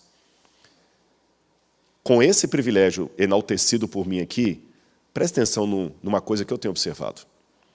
Geralmente, não diz 100%, quem quer trazer mais fogo estranho são os de berço, que querem trazer as coisas de fora porque não sabe como é lá fora. Porque se soubesse, não ia querer trazer para cá. Por incrível que pareça, quem reclama do conservadorismo da igreja não é quem entra para ela depois de adulto, é quem nasce. Porque quem entra sabe que isso aí não presta. Sabe que isso aí não presta. Porque se soubesse, não ia querer isso. É a Babilônia. Não vamos abandonar Yahweh, vamos continuar adorando, mas vamos dar um jeitinho dele ser casado. Vamos colocar uma mulher para ele. Vamos pegar a Babilônia para nós. E outras passagens mais que eu poderia citar para vocês, falando justamente sobre a maldição. Olha o Salmo 109, 17 e 19. Amou a maldição, ela o apanhe. Vestiu-se de maldição como uma túnica, seja-lhe a roupa que o cobre, como o cinto que sempre se cinge. Isso que está escrito na Bíblia foi falado com outras palavras por um profeta, por um filósofo ateu chamado Friedrich Nietzsche. Nietzsche dizia o seguinte: Quando você contempla demais a escuridão também contempla você. Aí Nabucodonosor veio. Vocês querem tanta Babilônia? Eu vou trazê-las para você. E nós temos várias tabuinhas cuneiformes, várias tabuinhas que contam quando Nabucodonosor destruiu Jerusalém. Ele fala, no 7º ano do mês de Quislumo, o rei de Acade, Nabucodonosor, reuniu seus homens e mandou para a terra de Hati e sitiou a cidade de Judá, Jerusalém. Aquilo que a gente começou a ler aqui no livro do profeta Daniel está comprovado pela arqueologia. E aí, meus irmãos, a Babilônia foi um divisor d'águas para os judeus. Primeiro, um número pequeno e inexpressivo de pessoas ficou na terra de Judá. Uma grande parte foi levada para Jerusalém. E eu quero relembrar algo que eu falei ontem que eu acho importante. Por que o povo foi para o cativeiro da Babilônia? Quero a resposta de vocês. Porque eles quebraram o quê? Só alguns que sabem. Por que o povo foi para o cativeiro da Babilônia? Quebraram a aliança. E Deus trouxe Nabucodonosor. Daniel quebrou a aliança. Mas ele foi para o cativeiro. Ele desistiu de fazer parte do povo de Deus por causa disso? Mas veja, Daniel tomou prejuízo. Vamos olhar de maneira bem mundana. Não era melhor Daniel pular fora? E fazer uma linhagem própria para ele? Ele era fiel. Eu vou agora criar o judaísmo reformado, o judaísmo, sei lá, renovado, ou o judaísmo assim. Não. Eu não quebrei a aliança. Mas eu sou tão parte desse povo que eu vou para o castigo junto com eles. Porque o Senhor é soberano, o Senhor entregou a Joaquim. Se o Senhor entregou, eu vou junto. Eu vou junto. E quando Daniel ora no capítulo 9, ele fala, esse povo pecou? Nós pecamos. Segundo ponto que a Babilônia mudou Israel. A partir da Babilônia, todos são chamados de judeus. Porque lembra que quando Jacó teve os seus filhos, a gente fala das 12 tribos de Israel. Então, as 12 tribos de Israel estariam como os 52, né, estados americanos. São 52? Creio que sim, se minha memória não estiver falhando. 50? 50 estados americanos. Aí você fala, eu sou da Flórida. Eu sou da Carolina do Norte. Eu sou de Michigan. Qual estado você é? Então, também naquela época, você é israelita? Sou. De qual tribo? De Manassés. Que legal, eu sou de Benjamim. Eu sou de Simeão. Eu sou de Naftali. Eu sou da tribo de Judá. Só que quando houve brigas entre eles, aquela Assíria que eu contei para vocês no início do sermão, foi convocada pelo sul para se defender do norte. Olha que coisa terrível. As 10 tribos do norte chamaram um aliado pagão para destruir o sul. Síria com S. Aí o sul falou, Você vai destruir a gente? Eu vou chamar um pagão maior ainda, a Assíria. A Assíria veio e destruiu as tribos do norte. Sobraram apenas Judá, Simeão e um pedacinho da tribo de Benjamim ali, pouca coisa. Como só sobraram essas duas tribos e Judá era maior, Judá acabou incorporando as demais, quando Nabucodonosor vem, já não tem mais Naftali, não tem Dan, não tem nenhuma outra, só tem a tribo de Judá. Então todo mundo agora é chamado de judeu. É como se agora os 50 estados americanos fossem destruídos e só sobrou Maryland. Aí o pessoal agora é chamado apenas de Marylandianos. Entenderam isso? Eu fui bonzinho, eu poupei o estado de vocês. Terceiro, a Babilônia se tornou o símbolo do mal, o inimigo, o elemento de trauma. Quando você queria falar antes de Hitler, qual era a parte mais traumática da história de Deus? A Babilônia. O mal vem da Babilônia. A bagunça é a Babilônia. No Apocalipse, João demonstra o poder do mal através da Babilônia. Aliás, olha que interessante. Qual era a deusa que eles adoravam tanto ali Áshera. Vou contar um segredinho para vocês. Nós temos uma estátua da Áshera lá no museu, e tem outras estátuas que foram encontradas, essa não é a única, não. Você lembra o cavalinho? Às vezes é um boi. A Áshera, na cultura ugarítica, ela não tinha os pés. Então a Áshera era, em primeiro lugar, uma prostituta que sempre se locomovia montada num animal de carga. Olha que interessante. Animal de carga é chamado de quê? Besta. Você sabe que besta é animal de carga. Um jumento é uma besta. Um burro é uma besta. Um boi é uma besta. Um cavalo é uma besta. Besta, animal de carga. Áshera era o que mesmo? Uma prostituta. Não. Ele está me lembrando. Esses dias eu vi um camarada com uma camiseta escrita assim, 333. Ele falou, só meio besta. Vou ajudar, vamos fazer de uma pergunta. A Áshera estava montada numa besta. E o que ela era? Prostituta. E num hino ugarítico, um salmo, está escrito assim, Áshera entra no templo de El, que ela queria pedir um santuário para Baal. E o hino diz assim, estão todos reunidos no templo de El, quando a senhora Áshera entra no seu animal montada. Ela oferece a todos os presentes o seu pão e o seu vinho. Eles bebem, comem, se embriagam e são seduzidos pela beleza de Áshera. Isso lembrou alguma passagem da Bíblia para vocês? O quê? Apocalipse. Quando João vai falar da apostasia futura, o que ele vê? Uma mulher, prostituta, adúltera, montada em cima de uma besta, oferecendo para os reis da terra o vinho da sua devassidão. Não menciona o pão, mas menciona o vinho. João, que era judeu, quando viu aquela imagem, ele lembrou de quê? De Áshera e do que aconteceu no passado. Então João não tinha toda a clareza do Apocalipse que nós temos hoje, porque ele viveu antes de muita coisa se cumprir, mas ele já tinha uma ideia que no futuro haverá uma apostasia no meio do povo de Deus, semelhante àquela que houve no meu povo no passado. Entenderam? João sabia de onde que vinha. A história ia se repetir. Aliás, Ellen White fala isso. A história há de se repetir. Outra coisa que aconteceu.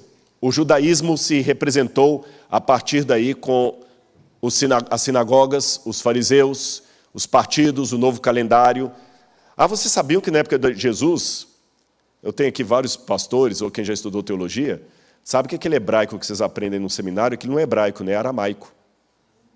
É a língua da Babilônia. O hebraico mesmo escrevia diferente.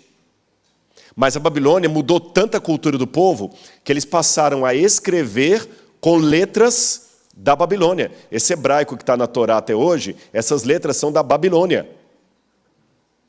Os meses do ano foram trocados. Na época de Jesus, o primeiro mês do ano não era chamado mais Abib, que era um calendário judeu, era chamado agora de Nissan. Tinha o mês de Tamuz. Outro detalhe, surgimento dos movimentos apocalípticos. Aliás, na época de Jesus, eles nem falavam hebraico na rua, sabiam? Falavam aramaico, a língua da Babilônia. Na época de Jesus, as pessoas falavam hebraico mais na sinagoga e para discutir a Torá, mas no dia a dia na rua, falavam em aramaico. Olha o poder da Babilônia. Imagina um país vir aqui dominar os Estados Unidos de tal maneira, que, vamos supor que um país muçulmano dominasse os Estados Unidos. E os americanos, quando voltam de lá, já não falam mais tanto inglês, falam mais árabe, e mesmo na hora de escrever em inglês, já não usam mais as letras A, B, C, D, usam as letras arábicas. Outra coisa, surgimento dos movimentos apocalípticos, uma nova forma de profecia que denunciava o mal e apontava para a restauração de todas as coisas. O fim da monarquia e o início da Idade do Ferro. Foi assim que acabaram os reis de Israel. Para terminar esse sermão, eu quero mostrar mais uma evidência da destruição de Nabucodonosor. Aí você tem um lugar em Jerusalém chamado Givat Parking, que é perto ali da cidade velha de Jerusalém, perto da Porta do Lixo. E ali estão feitos sendo feitas escavações e estão descobrindo muitas coisas antigas. E o que mais chamou atenção, lembra do bolo de aniversário? Camadas. Quando chegou na camada do 6º século, aí você tem um dos arqueólogos lá, eles descobriram toda uma camada de cinza. Olha a cinza. Essa é a cinza da destruição de Nabucodonosor sobre Jerusalém. Como arqueólogo, eu digo, vocês estão vendo a cinza original da destruição de Jerusalém por Nabucodonosor em 587. Falei como arqueólogo. Como teólogo, vocês estão vendo a materialização do castigo prenunciado por Deus através de seus profetas, através de Jeremias. Lembram de Telo Motzá? Quando Jerusalém ardia em chamas, Telo Motzá estava lá bonitinho, o templo pagão, 6 milhas. Lembra que eles encontraram incensário em Telo Motzá? Depois, em sua casa, leia a profecia de Jeremias, quando fala o seguinte: subam para os montes, vão lá, vão acender incenso para os outros deuses, continuem. Agora, quando os babilônios chegarem, sobam lá no monte e vão pedir os deuses para defenderem vocês, já que vocês abandonaram o Senhor. Aqui do outro lado, depois que a gente sai desse sítio arqueológico de Givat Parking, você tem aqui, subindo para a porta de Jaffa, você tem essas outras estruturas aí, uma escavação que foi interrompida. E Shimon Gibson foi um dos que escavaram aí. E nessa local também encontraram... Vocês conseguem ver uma parte mais escura ali no meio? É cinza da época de Nabucodonosor. Inclusive várias lanças, flechas babilônicas foram encontradas ali. Uma estatuetazinha egípcia. Mas o que mais chamou atenção foi isso aqui, olha. Eles encontraram alguns pedaços de metal retorcido, de tão grande que foi o incêndio. Aí a gente lê em 2 Reis, capítulo 25, 8 e 9, o seguinte: no 7º dia do 5º mês do 19º ano do reinado de Nabucodonosor, rei da Babilônia, Nebuzaradã, comandante da guarda imperial, conselheiro do rei da Babilônia, foi a Jerusalém e incendiou o templo do Senhor, o palácio real, todas as casas de Jerusalém e todos os edifícios importantes. E esses metais foram queimados a 932 graus Fahrenheit, cerca de 500 graus Celsius. Vocês conseguiram ver como é que o metal enrugou todo, o ouro e o cobre? 500 graus, ou mais de 900 Fahrenheit. Foi o calor do incêndio de Nabucodonosor. Agora, enquanto Jerusalém era destruída e os judeus eram levados, inclusive Daniel, como era a vida dos judeus na Babilônia? Recentemente foram publicados alguns trabalhos sobre essa coletânea de cerca de 200 tabuinhas cuneiformes. Sabe o que são essas tabuinhas? Estão vendo lá o desenho? O desenho não, a imagem? 200 dessas foram encontradas. Sabe o que elas são? Selos, recibos, cartas, documentos de propriedade dos judeus que estavam no cativeiro. E o que mais chocou a gente, sabe o que foi, irmãos, na descoberta? Inclusive um livro foi publicado sobre isso, o local onde os judeus provavelmente estavam, mais de 200 tabletes. Esse é um dos livros que foram publicados recentemente, e ali percebeu-se o seguinte, que os judeus prosperaram na Babilônia, financeiramente. Eles não eram livres para deixar a Babilônia, porque eram cativos. Mas eles não eram escravos como o negro americano foi escravizado, ou o negro no Brasil foi escravizado. Era uma prisão circunstancial. Eles podiam ter negócios, ter dinheiro, ter propriedade. Alguns judeus do cativeiro da Babilônia emprestavam dinheiro a juros, criaram bancos. E o mais interessante, alguns começaram a colocar nos filhos um nome que era metade judeu, metade babilônico.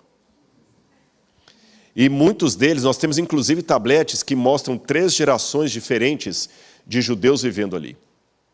Eles não queriam ir embora. A Babilônia era tão legal.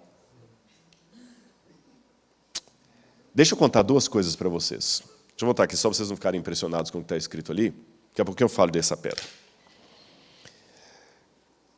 Isso me chocou quando eu estudei na arqueologia, porque a gente só estudava isso, pensava assim, os judeus foram para a Babilônia e depois saíram de lá. Quando eu descobri que os 70 anos de desolação não eram para eles, era para a Babilônia? Voltou-se para eles porque eles abandonaram o Deus verdadeiro? Deus falou, agora vocês vão para a Babilônia. E quando Daniel ficou angustiado, Deus falou assim, Daniel, fica tranquilo. Marduk é dito como misericórdia. Eu estou parafraseando, gente, isso não está em Daniel. Estou parafraseando pelo contexto da época. Porque Daniel também conhecia essas coisas. Daniel, eles estão falando que Marduk que é misericordioso porque ele virou 70 de cabeça para baixo e virou 11 anos.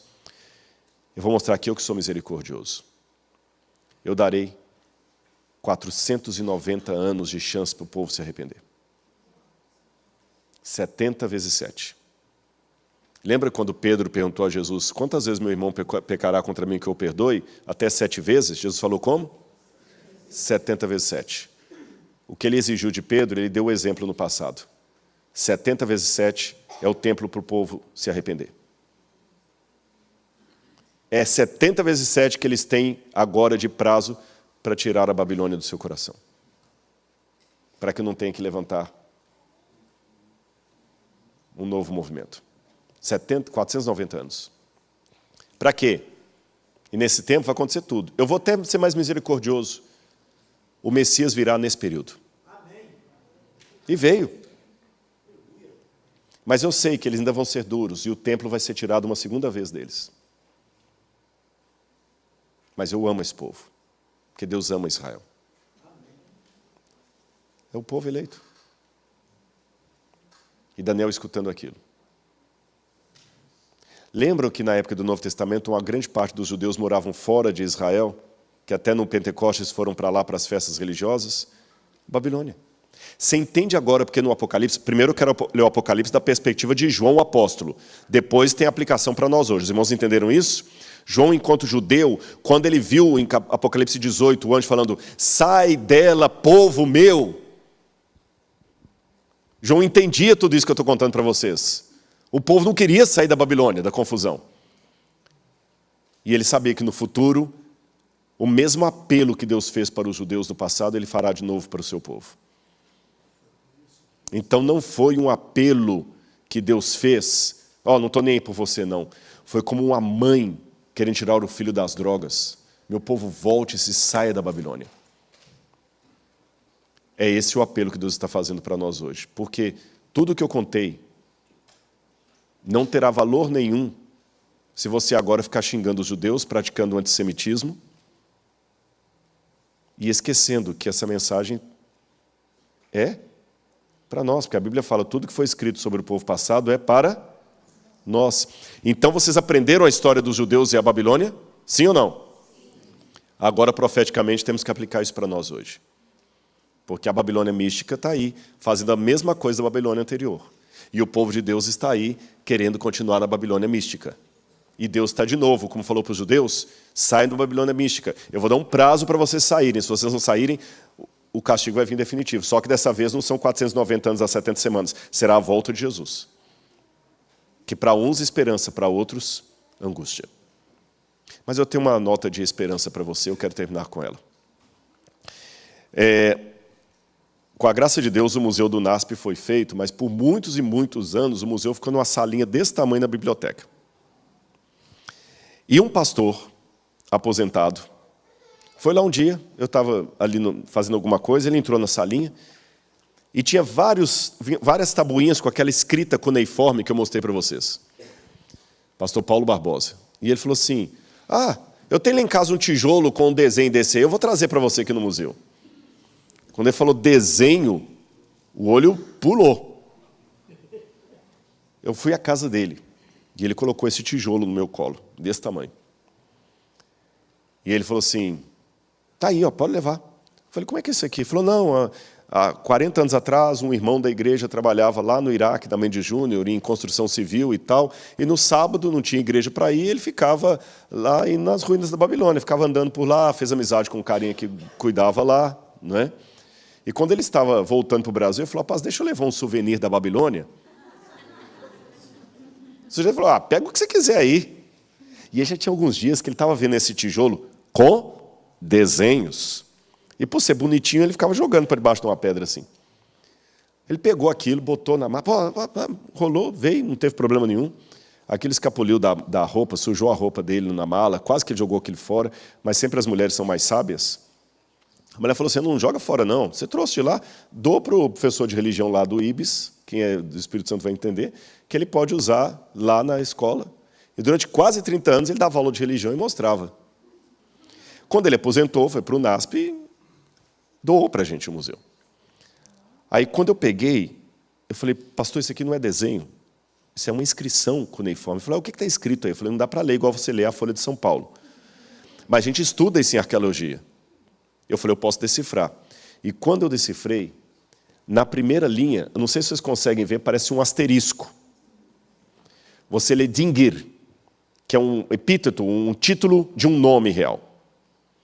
E os nomes, essa não é uma língua alfabética, ela é silábica. Ele não lê assim, A, E, I, O, U, A, B, C, D, é K, P, T, T, D, Ba, é sempre assim. Aí, quando você vai, como o laser não está ajudando muito aqui, tem duas trombetinhas assim, ó. Isso, vai jogando para cá, sobe o laser, então. Isso aí, aí é. Essa palavrinha você lê Lugal. Lugal significa em acadiano, rei. Então, entre o asterisco lá, do início, e aqui, eu tenho o nome de um rei. Sabe como é que lê aquilo ali? Nabucodonosor. Qual o nome que vocês acham que é? Nabucodonosor.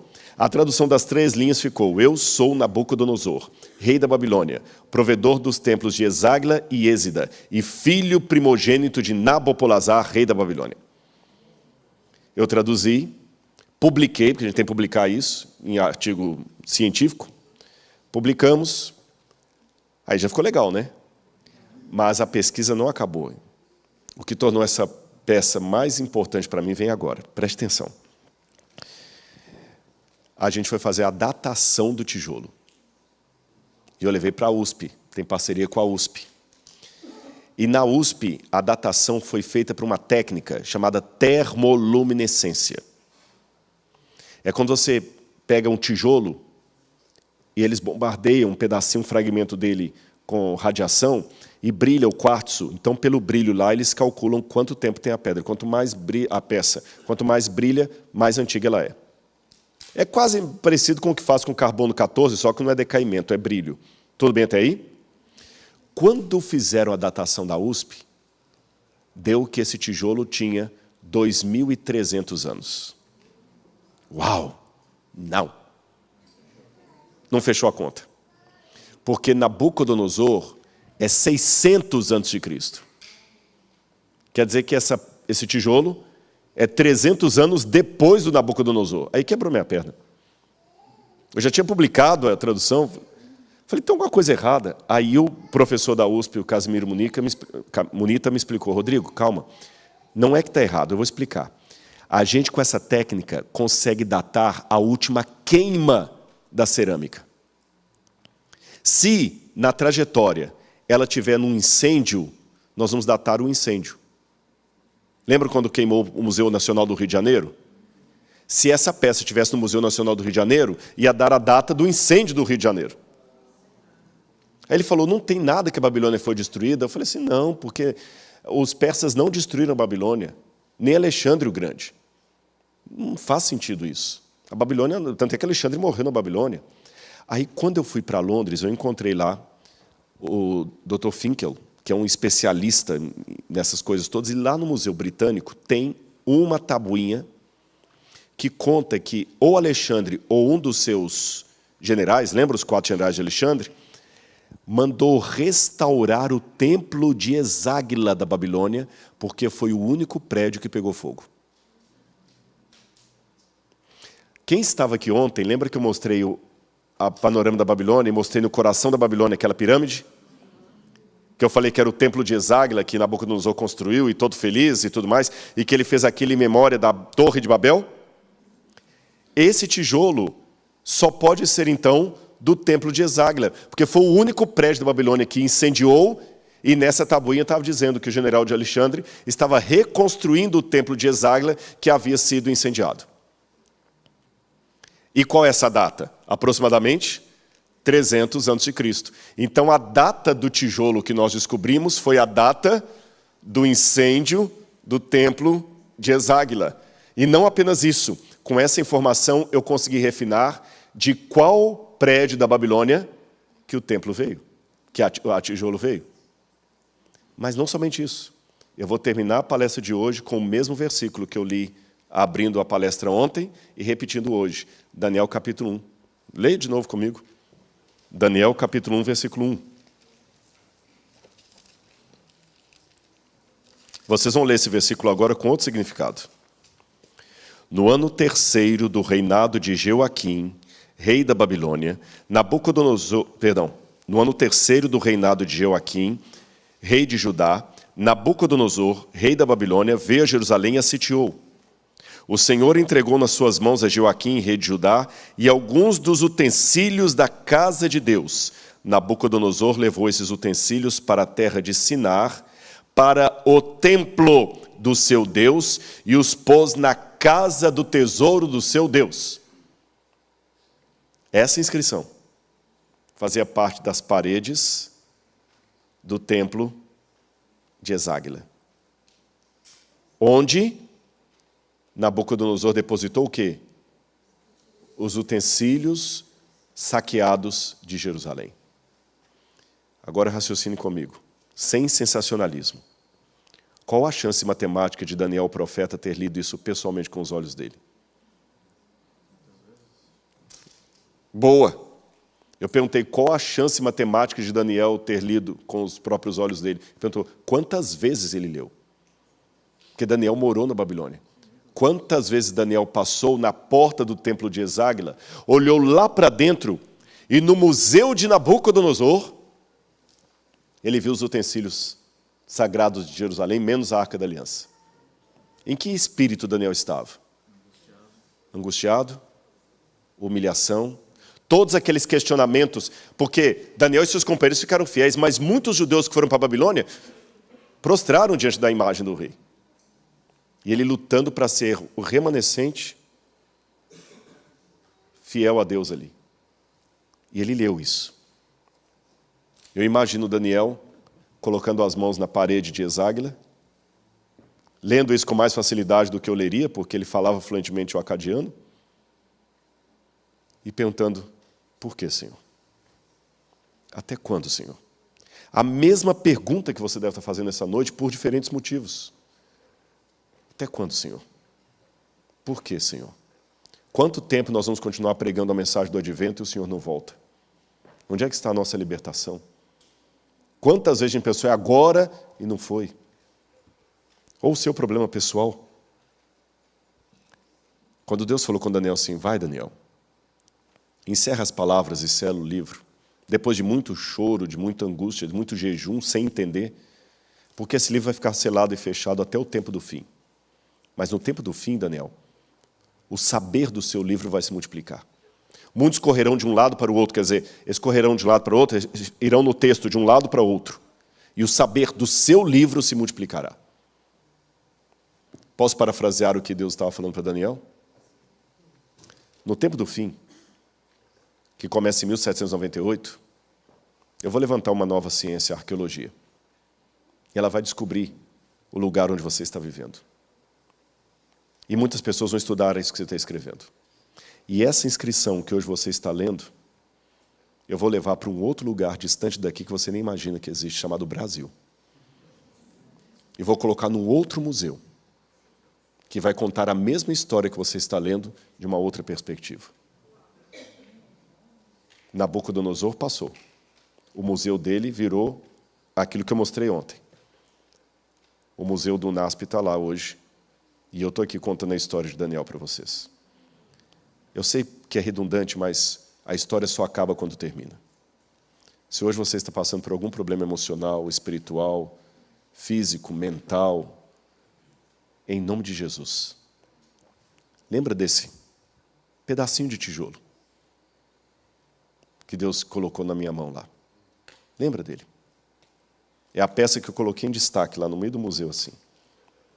Pensa nisso. Lembra que Daniel não viu tudo isso que eu estou falando com vocês aqui, porque ele morreu até sem entender. Você também não está vendo o final da sua história, mas eu posso lhe garantir, não em meu nome, não em nome do pastor Barroso, mas em nome de Jesus. Deus tem um futuro glorioso para quem se firmar nele. A Babilônia pode estar progredindo hoje, Marduk pode parecer um Deus mais interessante que o Deus de Israel, mas a história só acaba quando termina. Confie no Senhor. Sela no seu coração essas palavras e creia em Deus, como Daniel, porque o Senhor ainda vai dar a vitória ao seu povo. Que Deus abençoe cada um de vocês.